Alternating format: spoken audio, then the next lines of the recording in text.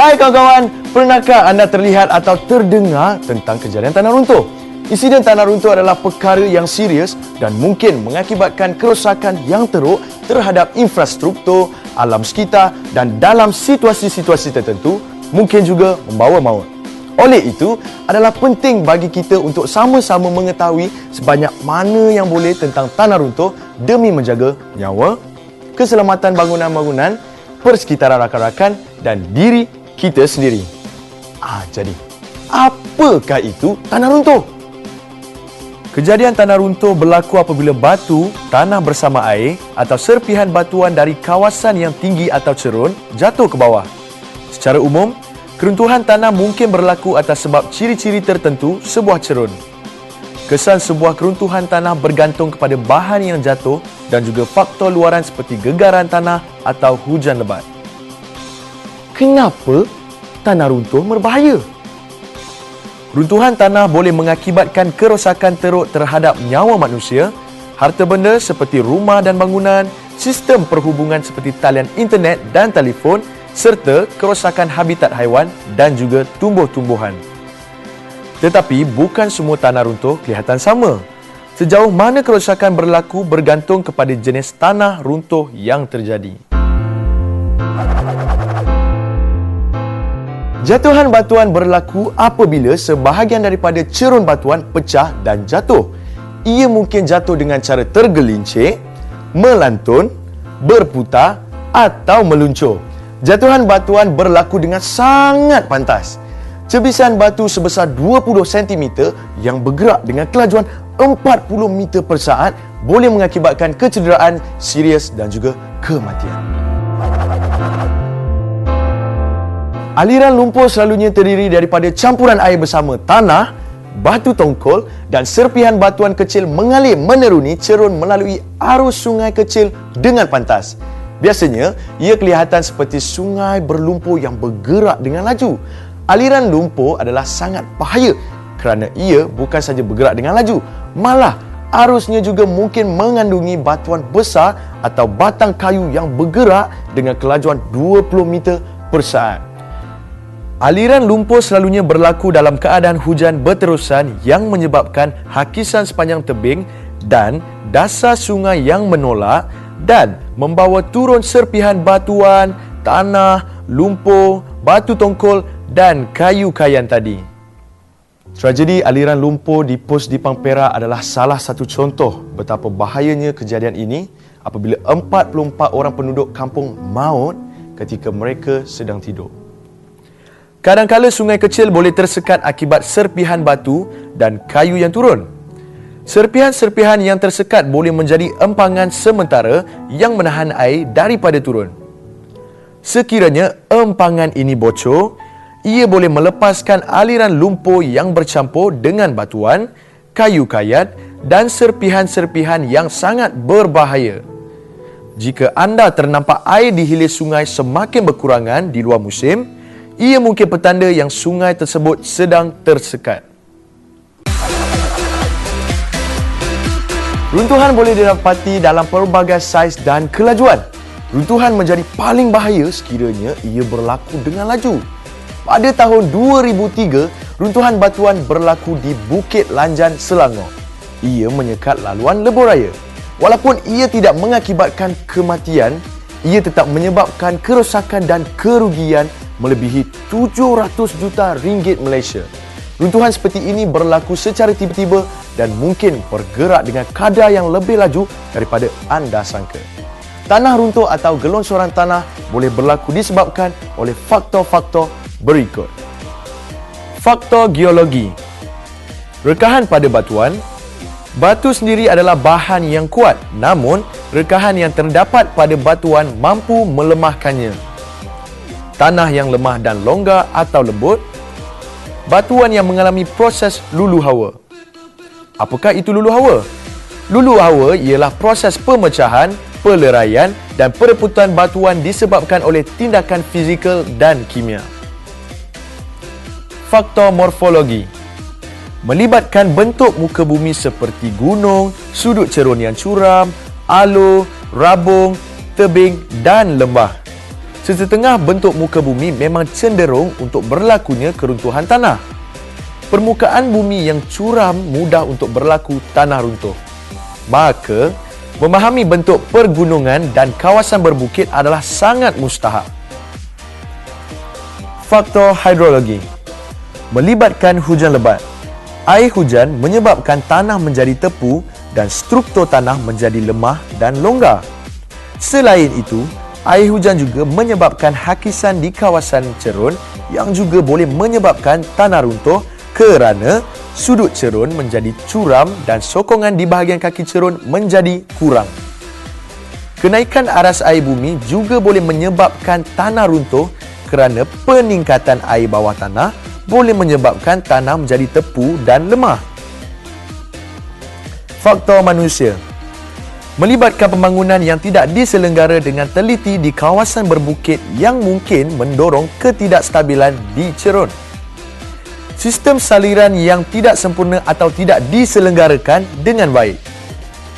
Aktiviti manusia seperti bercucuk tanam, pembinaan rumah dan pembalakan tidak dijalankan dengan betul. Kadang-kala tanah runtuh kelihatan seperti ianya berlaku dengan tiba-tiba. Namun begitu, selalunya ada tanda-tanda kelemahan cerun akan timbul sebelum berlakunya tanah runtuh. Mengenal pasti tanda-tanda runtuhan tanah boleh membantu anda mengesan bencana sebelum ia berlaku. Bagi aliran lumpur, tanda-tandanya mungkin air mengalir turun ke sungai kecil tiba-tiba menjadi berlumpur atau bertukar warna dan paras air sungai naik kerana hujan lebat atau berterusan. Tanda-tanda ini menunjukkan hakisan atau kelemahan cerun mungkin sedang berlaku. Paras air sungai menjadi cetek secara tiba-tiba. Ini mungkin diakibatkan oleh sekatan aliran sungai akibat serpihan-serpihan, batuan atau kayu kayan. Bagi keruntuhan cerun, tanda-tandanya mungkin retakan atau rekahan akibat tekanan di bahagian atas cerun, tanah yang bakal runtuh mula terpisah daripada cerun. Rekahan berbentuk bulan sabit atau separa sabit di atas jalan, tanah yang bakal runtuh mula terpisah daripada cerun. Air mulai muncul dan bertakung di bahagian bawah cerun, menunjukkan paras air bawah tanah mula terkeluar daripada cerun. Bahagian tengah cerun menjadi berair, menunjukkan paras air bawah tanah mulai meningkat. Bagi jatuhan batuan pula, tanda-tandanya mungkin rekahan atau retakan mulai kelihatan di bahagian atas. Berbatu kecil atau puing-puing batu mula jatuh ke bawah. Berbatu dan serpihan batuan kelihatan di atas jalan. Dalam perjalanan kembali ke rumah setelah sepanjang hari di rumah rakan anda terlihat aliran air berlumpur yang tidak pernah terlihat sebelum ini ketika berjalan berdekatan kawasan cerun. Apakah yang anda rasa mungkin berlaku di kawasan cerun ini? A. Syarikat pembinaan telah memulakan kerja-kerja mereka. Bunyi gegaran adalah kenderaan berat. Air lumpur hanyalah air yang digunakan untuk mencuci perkakas mereka. B. Sebuah aktiviti kem riadah telah dibuat di kawasan cerun. Air lumpur adalah bekas air yang digunakan untuk mencuci pinggan mangkuk dan bunyi gegaran adalah gelombang muzik yang dimainkan oleh peserta yang membawa gitar akustik. C. Aliran lumpur bakal berlaku. Anda harus sedia untuk melarikan diri. Jika anda terdengar bunyi gegaran dan merasa tanah bergegar, aliran lumpur telah pun berlaku dan mungkin menghala ke arah anda dalam masa kurang dari seminit. Jawapannya ialah C. Anda ternampak retakan baru di dinding konkrit di bawah cerun. Anda juga ternampak tiang lampu berdekatan dengan cerun tadi lebih condong daripada semalam, walaupun tiang itu tidak kemek langsung. Apakah yang sedang berlaku? A. Syarikat pembinaan telah mula bekerja. Retakan dinding adalah akibat kenderaan yang melalui kawasan tersebut dan tiang lampu tadi telah ditolak oleh kenderaan berat. B. Dinding konkrit retak kerana kontraktor gagal membina dinding yang kuat. Dan tiang lampu tadi sengit kerana ditolak gelombang pemain gitar akustik dari senario satu tadi. C. Tanah runtuh mungkin akan berlaku dan tiang lampu tadi sengit kerana tanah di bawah jalan menjadi lemah dan telah bergerak. Jawapannya ialah C. Anda tinggal di kawasan yang berdekatan dengan cerun dan hujan semakin lebat dan berterusan. Malah kadar hujan inilah yang paling kerap anda pernah alami sepanjang anda tinggal di situ. Apakah yang anda rasa mungkin berlaku? A. Cerun akan menjadi basah namun tiada apa yang akan berlaku melainkan jika hujan turun dengan semakin lebat dan kerap. B. Lebih banyak lumpur dan tanah akan mengalir keluar ke longkang dan menjadikannya tersumbat. Longkang tersumbat boleh mengakibatkan tanah runtuh. C. Kegagalan cerun akan berlaku dan aliran lumpur boleh berlaku dari sungai kecil. Hujan lebat adalah satu punca tanah runtuh. Anda mungkin perlu bersiap sedia untuk melarikan diri. Bagi senario ini, ketiga-tiga jawapan adalah betul. Namun begitu, jawapan C adalah yang paling tepat. Sebelum ini, anda diperkenalkan dengan dua ungkapan yang mungkin anda belum faham sepenuhnya. Peta bahaya tanah runtuh dan pelan pengosongan. Berikut merupakan garis panduan yang boleh membantu anda untuk menghasilkan peta bahaya tanah runtuh serta pelan pengosongan anda sendiri. Peta bahaya tanah runtuh adalah sebuah peta yang menunjukkan kawasan yang berisiko tinggi untuk berlakunya tanah runtuh. Peta ini berguna untuk komuniti anda supaya mereka boleh mengambil tindakan untuk mengelak kawasan tersebut atau memantau kawasan tersebut atau membuat sesuatu yang mengurangkan untuk menghapuskan risiko tanah runtuh dari kawasan tersebut. Berikut merupakan contoh sebuah peta bahaya tanah runtuh. Peta-peta tersebut dihasilkan dan diguna pakai oleh para saintis dan jurutera untuk tujuan persediaan kecemasan. Namun, kita juga boleh menghasilkan peta kita sendiri untuk keselamatan diri sendiri. Ini merupakan peta bahaya tanah runtuh yang boleh digunakan sebagai peta pengosongan. Anda dan rakan-rakan anda boleh menghasilkan peta seperti ini dengan mengikuti langkah-langkah di bawah. Cara menyediakan peta bahaya. Aktiviti ini boleh dibuat sebagai projek berkumpulan. 1. Pelajar memerlukan sebuah peta yang mengandungi kedudukan cerun, sungai kecil, jalan dan bangunan-bangunan di kawasan sekitar. Mereka boleh menggunakan Google Earth atau Google Maps sebagai rujukan. Pelajar boleh mencetak peta dari sumber tersebut dan mulakan langkah yang seterusnya. 2.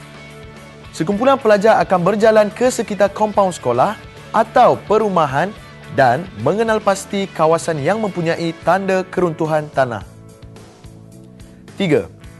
Pelajar akan mencatatkan nota dan mengambil gambar kawasan yang kelihatan berisiko. Mereka kemudian akan menandakan lokasi-lokasi ini di peta yang telah tercetak tadi. Pelajar juga harus catatkan bilangan gambar yang ada di peta tersebut. 4. Setelah kembalinya ke kelas, di atas peta besar, mereka akan menandakan kawasan cerun, sungai kecil dan tanda-tanda kelemahan cerun seperti retakan dinding di bawah tebing dan sebagainya. 5. Pelajar juga akan menanda jalan dan bangunan-bangunan penting seperti pejabat pos, balai polis, bomba dan hospital di peta tadi. 6. Pelajar kemudian akan mengenal pasti jalan yang paling sesuai untuk mengosongkan bangunan sekolah. Laluan ini haruslah tidak mempunyai risiko dan mengelakkan daripada bertembung dengan keruntuhan tanah yang disenaraikan di atas. Laluan ini juga haruslah tidak berpotensi untuk berlaku banjir dan juga patut senang dilalui oleh golongan warga emas dan kanak-kanak kecil. 7. Pelajar juga akan mengenal pasti kawasan yang paling sesuai untuk berhimpun dalam keadaan kecemasan. Tapak perhimpunan haruslah senang untuk dikenal pasti, dibuat daripada konkrit dan kuat. Jika tapak ini adalah di sekolah, Pastikan ianya kawasan yang selamat daripada risiko tanah runtuh. Setelah semua langkah di atas diambil, peta bahaya tanah runtuh telah pun sedia dan boleh digunakan untuk memantau kawasan bahaya atau berisiko tanah runtuh di sekitar kawasan sekolah. Tips tambahan. Berikut adalah tips tambahan yang anda boleh gunakan untuk membantu anda membuat pelan pengosongan. Anda mungkin perlu mengosongkan rumah anda di waktu malam. Pengosongan mungkin sukar jika hujan lebat kerana ia akan mengganggu penglihatan. Untuk bersedia demi situasi ini, anda perlu mengenal pasti laluan alternatif. Anda juga dinasihatkan untuk menyediakan lampu suluh dan baju hujan sekiranya anda perlu berjalan meredah hujan di waktu malam. Jika anda terperangkap di dalam kompaun sekolah di tingkat paling bawah sewaktu kejadian tanah runtuh dan anda tidak boleh keluar, naik ke tingkat teratas sekali kerana ianya lebih selamat.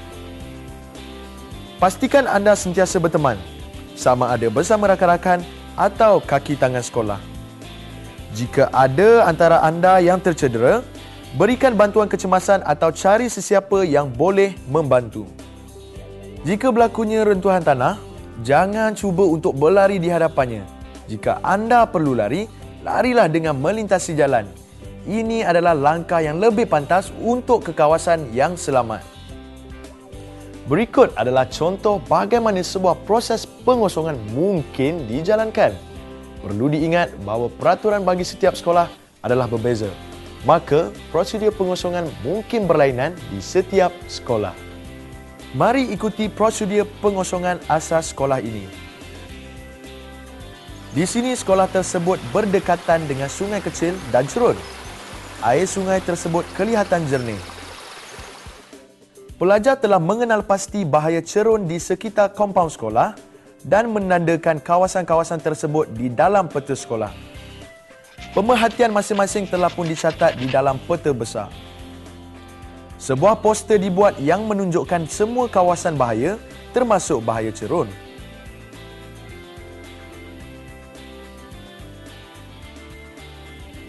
Laluan pengosongan digariskan atas peta tadi. Ini merupakan laluan yang pelajar boleh ambil untuk ke kawasan yang selamat jika berlakunya keruntuhan tanah. Poster tadi diletakkan di beberapa kawasan di sekolah yang mudah dilihat semua orang. Suatu hari, penggera kecemasan atau siren berbunyi menandakan berlakunya keruntuhan tanah. Pelajar menggunakan poster sebagai panduan dan mengikuti laluan pengosongan untuk mengosongkan sekolah. Pelajar berkumpul di tapak perimpunan yang telah tertera di peta bahaya tadi. Kadang-kala keadaan luar menghalangi anda mengosongkan sekolah. Jalan luar telah banjir atau serpihan berbatu atau kekayu menyekat jalan keluar. Anda tiada pilihan lain kecuali untuk pergi ke tempat yang selamat di dalam sekolah. Selalunya, tingkat atas bangunan lebih selamat dari keruntuhan tanah berbanding tingkat paling bawah. Maka, anda boleh pergi ke tingkat yang lebih atas dan tunggu di bilik yang paling jauh dari tanah runtuh sehingga bantuan tiba. Langkah-langkah di atas hanyalah langkah asas bagi sekolah anda. Proses pengosongan juga boleh berlaku dari rumah anda ke lokasi yang lebih selamat. Jadi, anda mungkin ingin menghasilkan peta bahaya dan pengosongan dari rumah anda ke tapak perimpunan yang selamat. Sekolah anda mungkin mempunyai pelan pengosongan yang sesuai. Apapun pelan tersebut, anda harus mendengar dan mengikuti arahan kaki tangan sekolah serta guru-guru sewaktu pengosongan sedang berlaku. Jika sedang mengaturkan pelan pengosongan, berikut merupakan beberapa perkara yang harus diingati. Kenali kawasan berisiko di persekitaran anda. Pastikan anda tahu lokasi-lokasi berisiko ini dari kedudukan rumah atau sekolah anda. Hasilkan sebuah pelan pengosongan. Anda tidak akan sempat untuk membuat pelan ketika situasi kecemasan sedang berlaku. Maka, rancanglah awal-awal dan bersedialah untuk mengatur pelan pengosongan bersama rakan-rakan dan guru. Akhir sekali, jika berlakunya kecemasan tanah runtuh, bertindaklah dengan segera Jangan menunggu polis atau bomba untuk mencari anda dan membantu anda keluar. Tragedi tanah runtuh telah banyak kali berlaku di Malaysia. Ia pernah meragut berpuluh nyawa dan mengakibatkan nahas yang teruk tanpa amaran. Mereka yang telah terkorban dalam bencana ini kemungkinan besar tidak mempunyai maklumat yang mencukupi. Dengan adanya maklumat yang telah diberi ini, kami berharap anda dapat mengelakkan risiko dari malapetaka ini berlaku pada sekolah, guru-guru, rakan-rakan, keluarga dan yang paling penting diri anda sendiri. Anda perlu ingat, anda tidak boleh menghalang bencana alam atau tanah runtuh dari berlaku. Tetapi anda boleh mengelakkan daripada risiko dari kesan bencana tersebut. Saya Haris. Bye kawan-kawan.